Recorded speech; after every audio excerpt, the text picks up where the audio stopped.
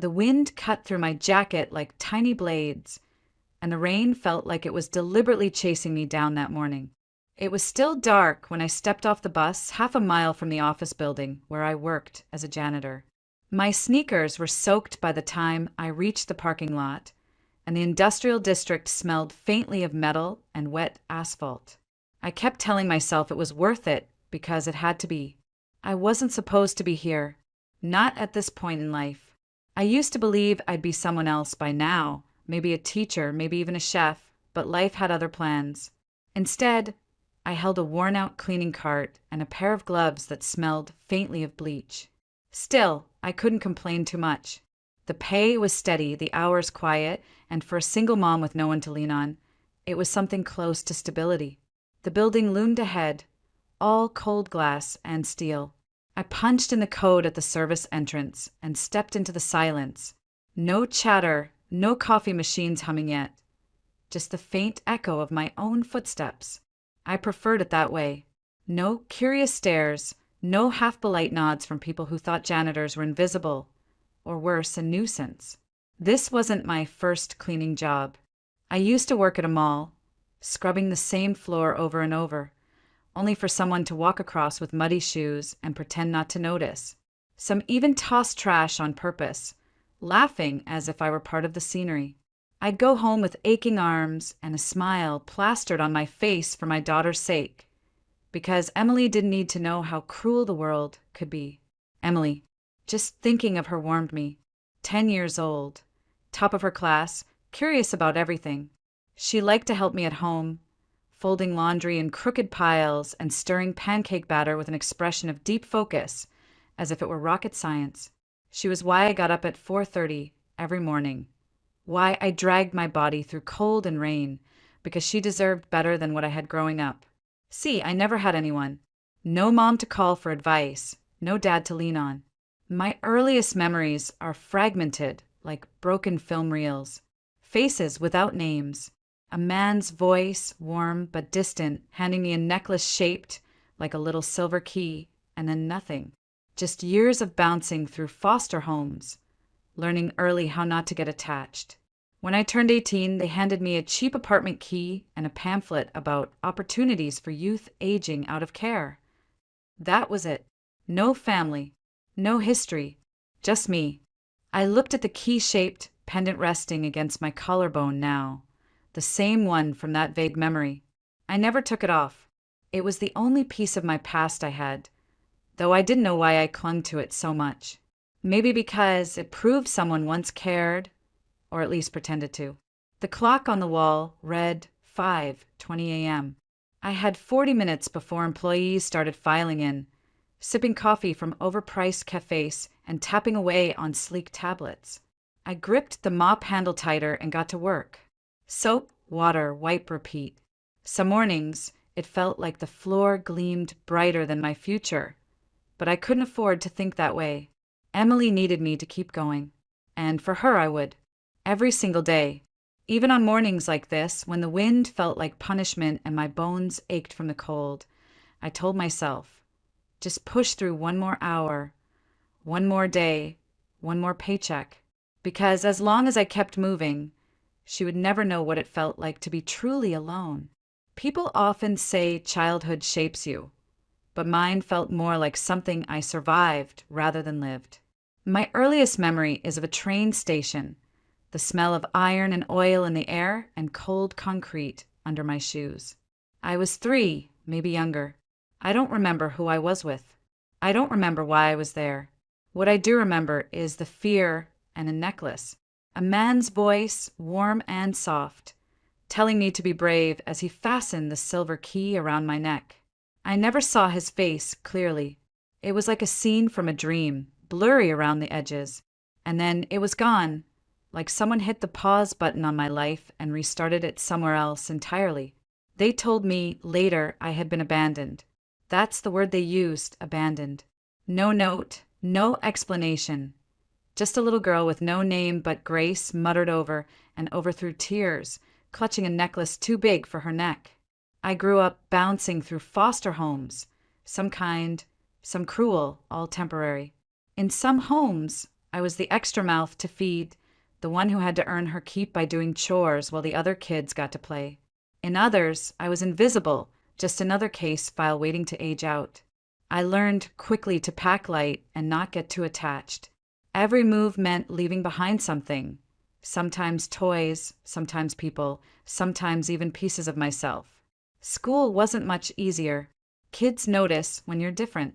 They see the thrift store clothes, the hand-me-down shoes, the lunches with generic peanut butter. I was that foster kid. Some were curious, others cruel. I became good at fading into the background, keeping my head down, surviving. Still, there were moments, little sparks of something that kept me from breaking entirely. One foster mom taught me how to braid hair and told me it made me look like I belonged somewhere. A teacher gave me a used journal and said I had a way with words. And always there was the necklace. I kept it close, sleeping with it pressed in my small hand like a talisman. I used to imagine it was from someone who loved me once, a father, an uncle, maybe even a stranger who couldn't keep me but wanted me to remember I mattered. In my loneliest nights, I would grip that necklace and whisper, "Someone out there wanted me once. Maybe they still do." But as the years passed and no one came looking, hope thinned out like old paint. By the time I turned 15, I stopped checking visitor lists on holidays, stopped wondering if my family would appear. I told myself family wasn't real, not for people like me. At 18, they handed me a small key to a one-bedroom apartment and a thin envelope of state documents. Birth certificate, social security, a few case notes. "Good luck out there," they said. Just like that, I was alone. No safety net, no family dinners, no one to call when life got heavy. I got a part-time job cleaning apartments and tried to enroll in community college. But money disappeared fast. Rent, food, bus fare, everything stacked against me. Then came him, Emily's father. He was charming, said all the right things, made me feel like maybe I could be more than the girl who'd been left behind. But I was wrong. That, of course, is another story, one that would shape the next decade of my life. For now, all you need to know is that by 19, I was pregnant, alone, and desperately trying to figure out how to be the kind of mother I'd never had. And through it all, the necklace stayed on my neck. I didn't know who gave it to me or why, but I knew one thing for sure. I wouldn't lose it. Not ever. Because deep down, a part of me believed it was the only proof I'd once belonged to someone, and that maybe, just maybe, someone out there still loved me. He came into my life like a warm breeze on a cold day, and at first, I let myself believe he was different. His name was Ryan. He was funny, easygoing, and looked at me like I wasn't just another girl trying to scrape by. After years of feeling invisible, that kind of attention felt dangerous, and I didn't care. We met at a small diner near my apartment. I was waitressing part-time to keep the bills paid while still clinging to my dream of finishing school. Ryan was a regular, the kind of customer who always left a big tip and a wink on his way out. One night, he asked me to sit down for a cup of coffee after my shift. I should have said no. I knew better than to trust easily, but loneliness has a way of softening your judgment. We started dating, and for the first time, I thought maybe life was going to change. He talked about building a future together, how he admired my work ethic and thought I was different from other girls. For someone who had been abandoned at 3 and shuffled through foster homes, hearing someone say you're special, it's intoxicating. 3 months later, I was pregnant. When I told him, I expected shock, maybe fear, but I didn't expect betrayal. Ryan's face changed instantly. "You have to take care of it," he said flatly, like it was a business transaction. "Take care of it." I asked, stunned. "Grace, we're too young. I'm not ready for a family. We can't do this right now. You know what I mean, get it handled." My stomach twisted. I told him I wasn't going to end the pregnancy, that I wanted this baby, even if I had to do it alone. His expression hardened into something I'd never seen before. Cold, detached, almost angry. "Fine," he said, grabbing his jacket. "But don't expect me to stick around for this mistake." That was the last night he slept at my place. He came back a few times after that, trying to convince me, sometimes begging, other times threatening. One night, he even slammed his hand on the kitchen counter, so hard Emily, still growing inside me, kicked in fright. That was the moment I locked the door and never let him in again. I wish I could say that was the hardest part, but pregnancy alone at 19 is its own battlefield. I worked until my ankles swelled, took night classes when I could, and cried into cheap ramen more times than I can count. Every doctor's appointment I walked into alone. Every baby item I bought secondhand because I couldn't afford new. But when Emily was born, everything changed. She came into the world on a chilly March morning, her tiny cry slicing through the sterile air of the hospital room. When the nurse placed her in my arms, I knew two things. I would never feel alone again, and I would never let her feel unwanted the way I had. From that day forward, love became my fuel. I took every extra shift, scrubbed floors until my hands cracked, anything to keep a roof over our heads and food on the table. Dating, romance, those things didn't exist for me anymore. I couldn't risk letting another Ryan into our lives.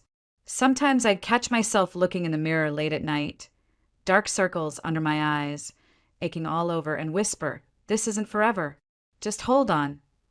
And somehow I always did.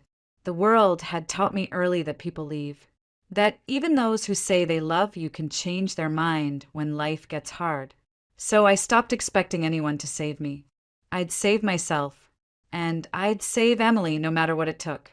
Still, there were nights when I lay in bed, my daughter's soft breathing next to me, and my fingers would trace that old necklace, the silver key from a past I couldn't remember. And I'd wonder, just for a second, who gave this to me? Did they leave me, or were they taken from me? I had no idea how close I was to finding out. Back then, Thomas Miller was just a name on the side of a truck to me. I'd seen his company logo on construction sites and billboards, but he was one of those people you imagine living in a completely different world. Wealth, success, the kind of life I could only clean up after. I didn't know his story, not yet. Thomas grew up in a small Oregon town, son of a factory worker and a schoolteacher. He wasn't handed his success. He built it brick by brick through years of long shifts and weekend classes in engineering. He married young to a woman named Laura, and by 26 they had a daughter named Julia, his entire world. That little girl changed everything for him. He talked about it later, how holding his newborn daughter felt like his heart had been placed outside his chest. He built tree houses, took her on nature walks, and spent Sunday mornings making blueberry pancakes shaped like animals because she loved it when breakfast smiled back. Life was simple but full, until one spring afternoon when everything collapsed. It was supposed to be a father-daughter outing, nothing special, just a ride on one of those scenic trains to a nearby lake. Thomas remembered every detail: the smell of pine, the rhythm of the train, the way Julia fell asleep against his arm. He stepped away for only a minute to grab a coffee from the dining car, leaving her curled up on the seat, and when he returned, she was gone. At first, he thought she'd simply wandered down the aisle. He called her name, searched every compartment, but panic clawed its way up his throat as minutes stretched into an hour. The train staff stopped everything. Security swept through. Police were called. Someone thought they saw a woman carrying a small child near the station, but by the time authorities arrived, there was nothing. No Julia, no woman, no trace. Thomas never forgave himself. The search lasted months, plastering Julia's face on every telephone pole, every news broadcast. Tips came in, but they were all dead ends.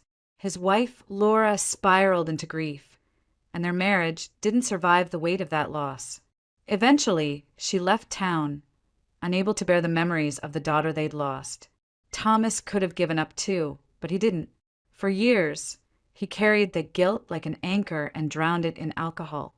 He said once that he drank not to forget, but to punish himself, every burning swallow a reminder of what he'd failed to protect. And then one winter morning, he woke up on the floor of his own office, surrounded by half-empty bottles, and realized he either had to change or die. So he changed. He quit drinking, threw himself into his construction business, and it exploded in success. He hired the best crews, earned contracts all over Oregon, and within a decade he was one of the most respected builders in the state. But Thomas didn't stop there. He poured money into children's charities and orphanages, quietly sponsoring programs to keep kids out of the kind of limbo Julia might have ended up in. He never said it outright, but people knew it was penance. He eventually remarried a kind woman named Clara, and together they had 2 kids, Timothy and Vanessa. They lived in a beautiful home overlooking Willamette Valley, the kind of place people put on postcards. Outwardly, he looked like a man who had rebuilt his life completely. But inside, there was still a room in his heart that never healed, a door forever half open, waiting for the day his little girl might walk back through it. He kept one thing from that day on the train, the necklace he'd given her for her 3rd birthday, a small silver key. It had been custom-made, engraved with her initials. He used to joke that she was his greatest treasure, and the key was just in case she ever needed to unlock Dad's heart again. For 26 years, he carried that memory and the ache of what if. He tried everything, private investigators, missing person databases, DNA registries, but nothing. Eventually, even the tips stopped. People told him to let go, to move on. But how do you move on when a part of your soul is missing? And then one cold October morning, he walked into his office earlier than usual and saw me. I didn't know it yet, but in that moment, mop in hand, hair tied back, wearing an old hoodie, and my necklace resting against my collarbone, Thomas Miller's world tilted on its axis. That morning was no different from any other. I was halfway through wiping down the lobby floor when I heard the sound of polished shoes on marble. Nobody usually came in that early, so I straightened up expecting security. Instead, a tall man in a dark coat walked in, shaking off the drizzle from outside. He had that effortless confidence of someone who belonged in buildings like this, someone used to doors opening automatically for him. I recognized his face instantly, Thomas Miller. His picture was on half the company brochures I'd cleaned off coffee tables. "Morning," he said, his voice deep but calm. "Morning," I replied, gripping the mop handle a little tighter. I wasn't used to being noticed, not by people like him. He nodded politely and moved toward the elevators, but halfway there he stopped. His eyes dropped to my chest. No, not like that. He was staring at my necklace. "That pendant," he said quietly. "Where did you get it?" My fingers instinctively went to the small silver key that always rested just above my collarbone. "I've had it for as long as I can remember," I said, confused by his sudden interest. Something flickered across his face. Shock. Then something softer, like pain. He stepped closer, his voice careful. "Who gave it to you?" I don't know. It's from when I was a kid." "Why?" He hesitated, studying me like I was a photograph he'd lost decades ago. "It looks exactly like one I had made for my daughter." His voice caught slightly on that last word, and for a second I saw something raw in his eyes. I didn't know what to say. People don't usually connect janitors and CEOs over sentimental jewelry. I forced a small laugh. "Well, guess keys are popular shapes, right?" But he didn't laugh. "Does it have any markings?" I hesitated, then flipped the key over. Tiny, almost invisible initials were engraved on the back, JM. I'd always assumed they were decorative. Thomas's face drained of color. "Those are my daughter's initials," he whispered. The room seemed to still. The only sound was the faint hum of the air conditioning and the pounding of my heart. "I think there's some mistake," I said quickly, stepping back. "I grew up in foster care. I don't know who my parents were. It's just something I've always had." But he didn't look convinced. In fact, he looked like a man standing on the edge of something life-altering. "What's your name?" he asked quietly. "Grace," I said, my voice sharper than I intended. "Grace Miller." His breath caught. "Miller, you kept the name?" "What?" I frowned. "No, that's just a coincidence. Miller is common.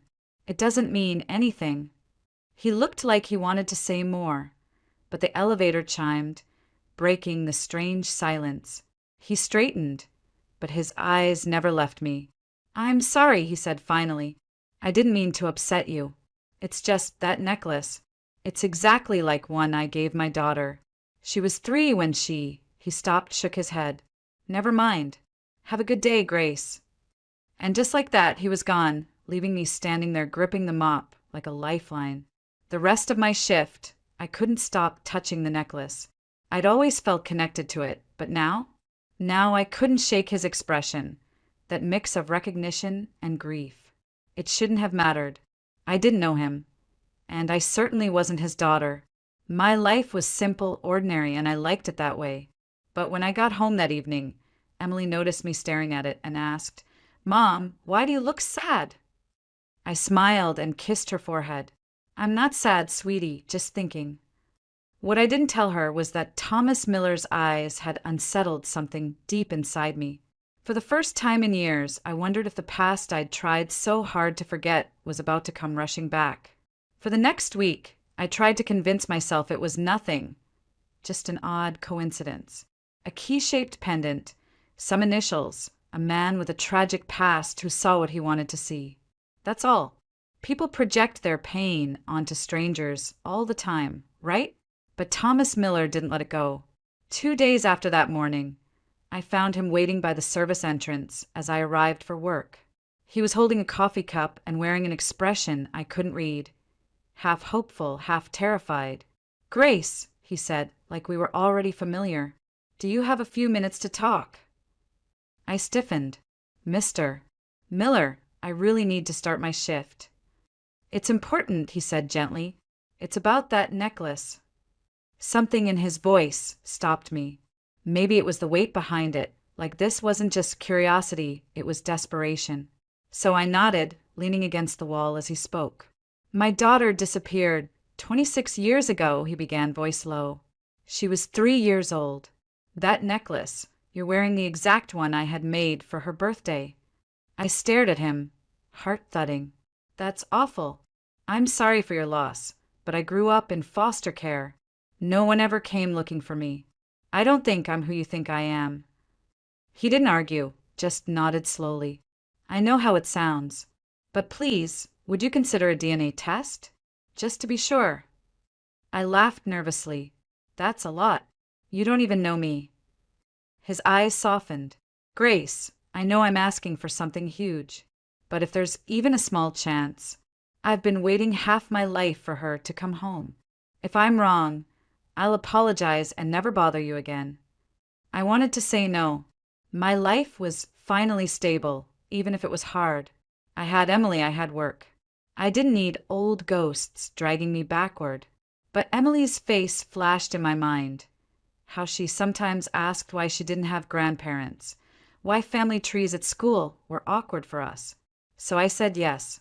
The test was quick, painless, and terrifying.